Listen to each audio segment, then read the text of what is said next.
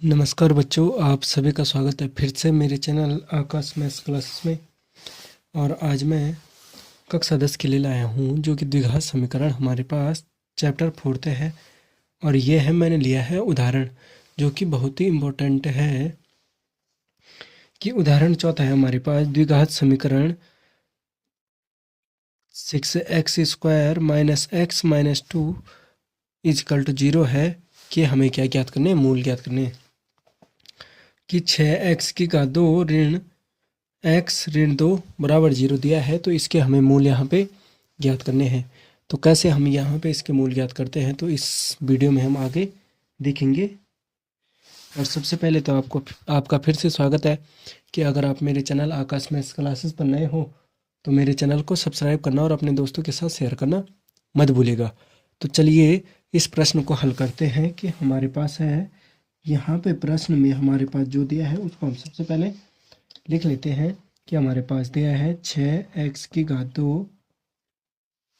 ठीक है बच्चों, x² दिया है। तो तब हमें क्या करना है, यहाँ पे हमें इसके मूल ज्ञात करने हैं। तो कैसे हम इसके मूल यहाँ पे ज्ञात कर सकते हैं, वो हमें ज्ञात देखना है। तो यहाँ पे हम 6x² x ऋण 2 बराबर है 0 कि हमारे पास ये दिया है द्विघात समीकरण। इसको हम क्या बोलेंगे, क्वाड्रेटिक इक्वेशन। कि इसके हमें क्या ज्ञात करने हैं, शून्य ज्ञात करने हैं, या जिन्हें हम बोलते हैं मूल। तो सबसे पहले तो आपको समझना होगा कि हमारे पास द्विघात समीकरण क्या होती है। ax² धन bx धन c बराबर होता है 0। ठीक है, ax² धन bx धन c बराबर होता है 0। और जहाँ पे हमारा a बराबर नहीं होता है 0, तो उसी प्रकार हमारे पास ये समीकरण हो गई। तो यहाँ पे हमारे पास 1 2 3 ABC है। ठीक है, तो पहले तो आप यहाँ पे ABC को समझ लेते हैं। कि यहाँ पे a बराबर तो हमारा हो जाएगा 6x है कि घात 2, b बराबर कितना है ऋण x, और c बराबर कितना है ऋण 2। तो यहाँ पे हम वास्तविक मान क्या रख सकते हैं कि ये तो 6 है तो इसको 6 ही रखते हैं, ये x है तो इसको ऋण 1, और ये 2 है तो ऋण 2।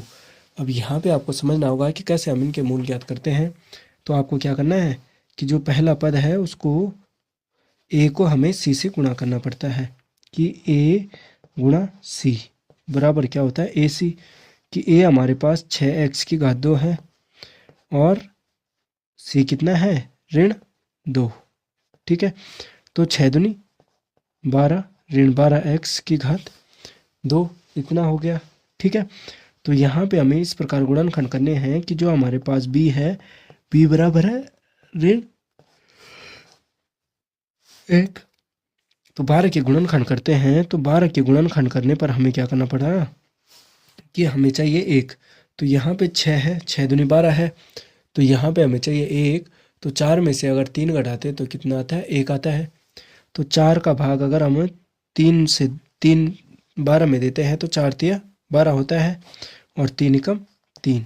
अर्थात हम यहाँ पे क्या कर सकते हैं कि 4 में से अगर हम 3 घटाते तो हमें कितना प्राप्त होता है, 1। लेकिन यहाँ पे ध्यान देने की बात यह है कि हमारे पास है ऋण x। तो ऋण x होने के कारण हमें यहाँ पे 1 चाहिए। तो ये किस प्रकार संभव है, तो चलिए इसको हम प्रश्न में मान रखकर इसको हल करते हैं। ठीक है, तो ये हो जाएगा कि 6x²। ठीक है, ऋण x ऋण 2 बराबर 0 था, तो हमने x के गुणनखंड किए। तो ये कितना हो जाएगा बच्चों, अब ये हो जाएगा 6x²। अब इसको तो हमने तोड़ दिया, 4 ऋण 3 में परिवर्तित कर दिया, और x बाहर आ जाएगा क्योंकि x² था ऋण 2 बराबर हो जाएगा 0 0। ठीक है, तो तब क्या हो जाएगा कि 6x² ऋण, अब देखिए यहाँ पे ध्यान देना कि ये ऋण चिन्ह है तो ये अंदर है 4, तो इसको हम ऐसे लिख सकते हैं। और 4 के गुणा x से कितना हो जाएगा, 4x।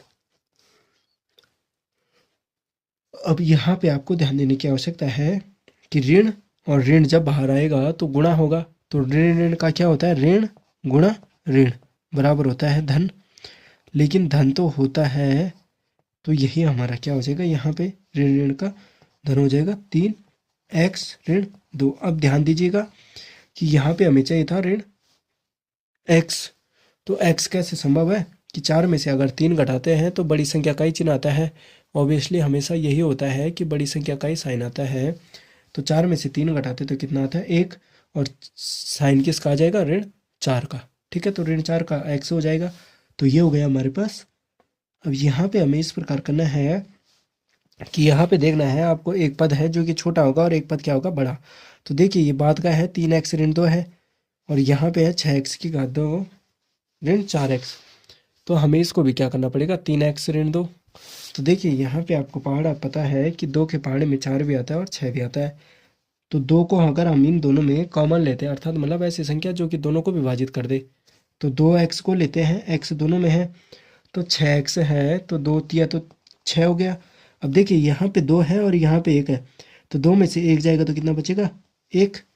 ठीक, फिर कितना हो जाएगा, देखिए 1 x है यहाँ पे और x है यहाँ पे, तो x से तो x कट जाएगा, और 2 का पहाड़ा 4 में कितनी बार जाता है 2 दूनी 4। ठीक है, अब ध्यान देना कि ऋण 4 है, तो यहाँ पे कितना हो जाएगा कि ऋण, अब यहाँ पे हमें क्या करना है कि धन 3x ऋण 2 चाहिए, तो यहाँ पे हम 1 से भाग दे देते हैं, तो ये तो 3x हो जाएगा, और धन ऋण का कितना हो जाएगा ऋण 2 बराबर कितना हो गया 0। तो एक तो हो गया हमारे पास 3x ऋण 2, और एक हो गया 2x, ठीक है, धन 1 बराबर हो गया 0।